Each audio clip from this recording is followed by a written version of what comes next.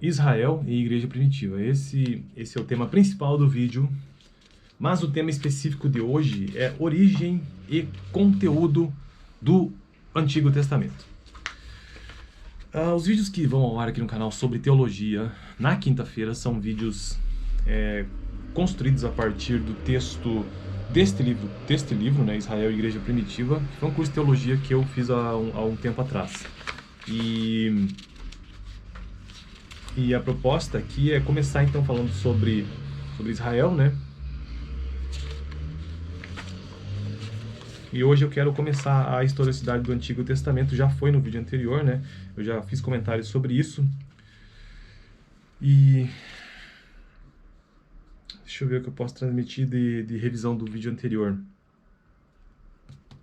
O interesse pelo Antigo Testamento é universal. Milhões de pessoas examinam suas páginas para descobrir os primórdios do judaísmo, do cristianismo e do islamismo. De fato, né? Todo o Antigo Testamento, na verdade, ele é um texto base. Ele é um texto que pertence ao povo israelita, ao povo judaico, né? É da religião deles. Mas é um texto que inspirou, com certeza, as maiores religiões do mundo, entre elas o cristianismo. O cristianismo utiliza o Antigo Testamento, faz parte da Bíblia, e também inspirou o islamismo. Então, isso é importante. Inúmeros outros são atraídos por sua excelência literária e eruditos estudam diligentemente o Antigo Testamento quanto à contribuição arqueológica, histórica, geográfica e linguística. O Antigo Testamento chega até nós como um livro vivo. E ele fala a cada geração. E eu concordo com isso.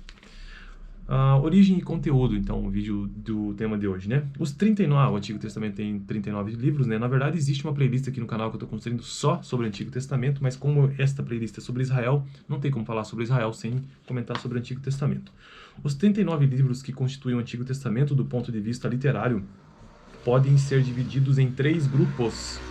Os primeiros 17, de Gênesis a Esther, apresentam a narrativa do desenvolvimento histórico de Israel até o final do século V a.C.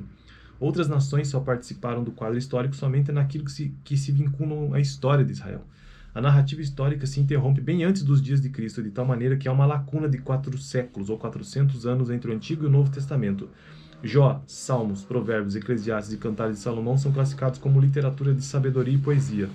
Em sua natureza, estes 5 livros são bastante genéricos e não estão intimamente ligados a quaisquer incidentes da história de Israel. Então, só repetindo aqui, Jó, Salmos, Provérbios, Eclesiastes e Cantares de Salomão não estão intimamente relacionados com a história de Israel, porque, de modo geral, o Antigo Testamento tem essa perspectiva de trazer a história de Israel.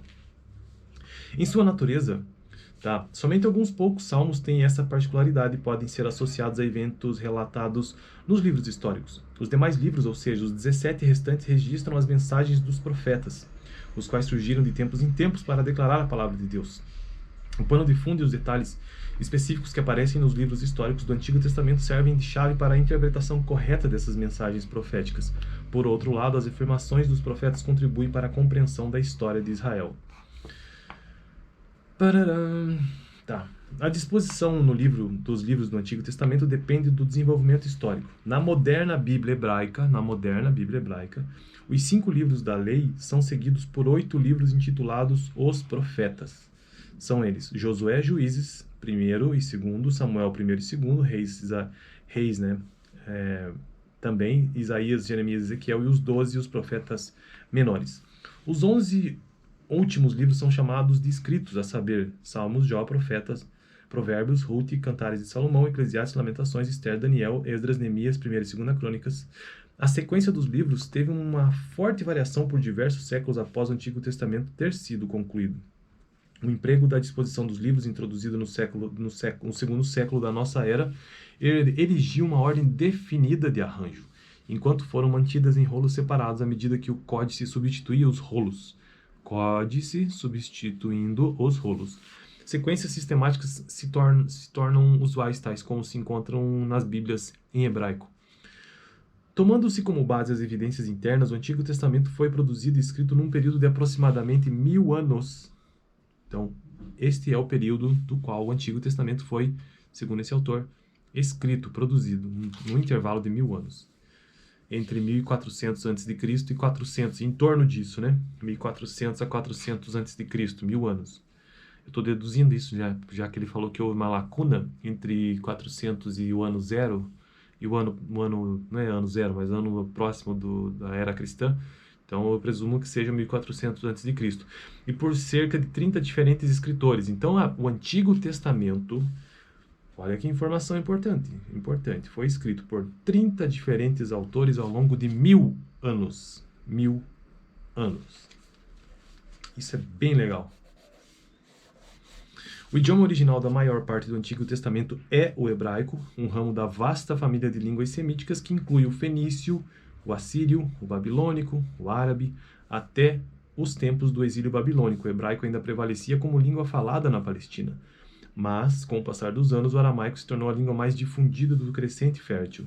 Por isso que textos breves como o de Esdras, e de Jeremias e Daniel foram escritos em aramaico. Então, realmente o aramaico é mais recente, né, no uso dos textos bíblicos, e a maior parte dos textos é em hebraico. Agora, o que me chamou muita atenção nesse vídeo de hoje aqui, realmente é que a Bíblia foi escrita num período de 1000 anos por cerca de 30 diferentes escritores. Isso é bem legal, né?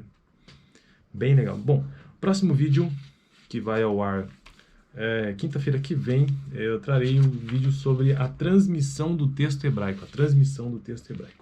Beleza? Valeu!